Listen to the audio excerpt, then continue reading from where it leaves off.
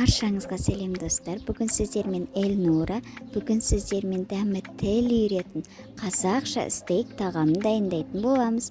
Ол үшін алдымен бізге ет қажет. Етімізді бірінші мариноваттап аламыз.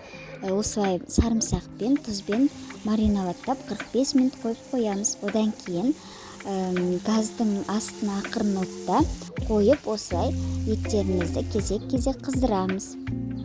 Міне, одан кейін еттеріміздің бетіне осылай сары май жағып қыздырамыз.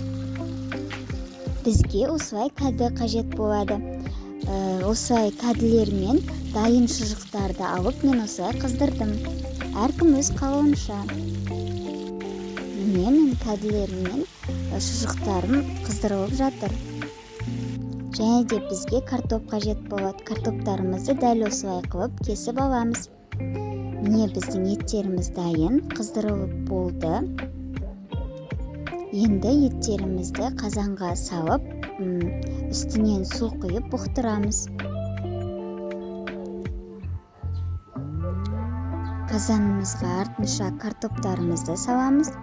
Одан кейін жаңа қыздырылған шұжықтарымызды, одан кейін кәділерімізді саламыз. Одан кейін дәміне қарай тұз сеуіп, картоптарымыз піскенше тамағымызды пісіреміз. Міне біздің дәмі тіл үйретін қазақша стейк тағамымыз дайын. Егер де видео ұнаса лайк басып, пікір қалдыруларыңызды сұраймын.